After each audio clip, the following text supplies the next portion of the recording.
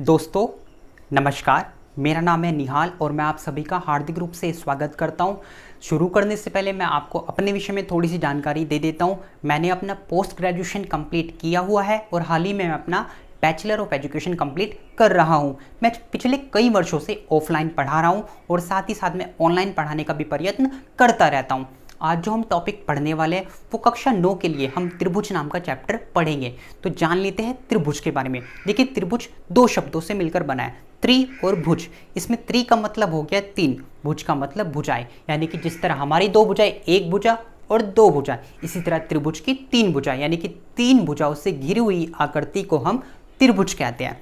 इस त्रिभुज में क्या होते हैं? तीन शीर्ष होते हैं, तीन भुजाएं होती हैं और तीन कोण होते हैं। त्रिभुज के प्रकार को भी हम समझ लेते हैं। देखिए, त्रिभुज के प्रकार को हम भुजा के आधार पर और कोण के आधार पर समझ लेते हैं। भुजा के आधार पर त्रिभुज तीन प्रकार के होते हैं। कैसे? समबाहु त्रिभुज, विषमबाहु त्रिभुज और समद्विबाहु त्रिभुज। समबाहु त्रिभुज में क्या होगा? जिसकी तीनों की तीनों भुजाएं बराबर होती है उसे समबाहु त्रिभुज कहते हैं। विषमबाहु त्रिभुज में जिसकी तीनों की तीनों भुजाएं अलग अलग होगी उसे हम विषमबाहु त्रिभुज कहते हैं। एक होता है आपका समद्विबाहु त्रिभुज। इसमें क्या है? समद्विबाहु, समान, द्वि का मतलब दो, भुज का मतलब भुजाएं। जिसमें त्रिभुज की कोई दो भुजाएं बराबर होगी उसे हम समद्विबाहु त्रिभुज कहते हैं। अब बात करते हैं कोण के आधार पर। देखिए, कोण के आधार पर भी त्रिभुज तीन प्रकार के होते हैं। पहला होता है न्यून कोण त्रिभुज, दूसरा होता है समकोण त्रिभुज, तीसरा होता है अधिक कोण त्रिभुज। न्यून कोण में क्या होता है? जब त्रिभुज में कोई एक कोण 90 डिग्री से कम होगा तो उसे हम क्या कहते हैं? न्यून कोण त्रिभुज। दूसरा होता है समकोण त्रिभुज। समकोण त्रिभुज में क्या होगा कि त्रिभुज में कोई एक कोण 90 डिग्री का होगा तो हम उसको समकोण त्रिभुज कहेंगे। अगला होता है अधिक कोण त्रिभुज। इसमें क्या होगा कि कोई एक कोण 90 डिग्री से ज्यादा का होगा तो हम उसको अधिक कोण त्रिभुज कहेंगे। अब बात कर लेते हैं त्रिभुज की सर्वांग समता के बारे में। देखिए, सर्वांग समता में सर्वा नाम का शब्द छिपा हुआ है। सर्वा का मतलब होता है सभी जगह और सम का मतलब समान, यानी कि जो सभी जगह समान हो वो सर्वांग सम है। एक शब्द होता है अध्यारोपित। अध्यारोपित का मतलब होता है ढक लेना, यानी कि जब एक आकृति दूसरी आकृति को पूरा पूरा ढक ले तो इसे बोलते हैं अध्यारोपण या फिर अध्यारोपित करना।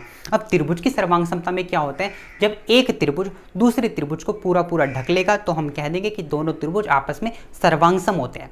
त्रिभुज की सर्वांग समता के कुछ नियम होते हैं, आइए उनको भी जान लेते हैं। पहला नियम होता है SAS, यानी कि साइड एंगल साइड, भुजा कोण भुजा। इसमें क्या होगा? एक त्रिभुज इधर है, एक त्रिभुज इधर है। अगर इस त्रिभुज की दो साइड और एक एंगल इस वाले त्रिभुज की दो साइड और एक एंगल के बराबर है तो हम कहेंगे दोनों त्रिभुज आपस में सर्वांग सम है। कौन सी कंडीशन से? SAS से, यानी कि भुजा कोण भुजा से। दूसरा होता है SSS। इसमें क्या होता है? साइड साइड साइड, यानी कि भुजा भुजा भुजा। इसमें यदि एक त्रिभुज की तीनों भुजाएं दूसरी त्रिभुज की तीनों भुजाएं के बराबर होगी तो हम कहेंगे दोनों त्रिभुज आपस में सर्वांग सम है, SSS रूल से। अगला होता है ASA, यानी कि एंगल साइड एंगल। इसमें क्या होगा? जब एक त्रिभुज के दो एंगल और एक साइड दूसरी त्रिभुज के दो एंगल और एक साइड के बराबर होंगे तो दोनों त्रिभुज आपस में क्या होंगे? सर्वांग सम होंगे, ASA रूल से। अगला होता है AAS। इसमें क्या होगा? जब एक त्रिभुज के दो एंगल और एक साइड, यानी कि दो कोण और एक भुजा दूसरे त्रिभुज के दो कोण और एक भुजा के बराबर होंगे तो दोनों त्रिभुज आपस में सर्वांग सम हो जाएंगे, AAS से। अगला होता है RHS। देखिए, R का मतलब होता है राइट एंगल, H का मतलब हाइपोटेनियस और S का मतलब साइड। इसका मतलब कहता है समकोण कर्ण भुजा, यानी कि एक त्रिभुज आपका इधर वाला समकोण त्रिभुज जिसमें 90 डिग्री एक कोण होता है, यानी कि समकोण त्रिभुज में एक आपको कर्ण देखना है और एक भुजा देखनी है। दूसरे समकोण त्रिभुज में एक आपको कर्ण देखना है और एक भुजा देखनी है। यदि ये दोनों आपस में बराबर है तो हम कह देंगे कि दोनों त्रिभुज आपस में सर्वांग सम है, RHS रूल से। तो इस प्रकार हमने देखा त्रिभुज के बारे में और त्रिभुज की सर्वांग समता के बारे में। तो आज के लिए बस इतना ही। धन्यवाद।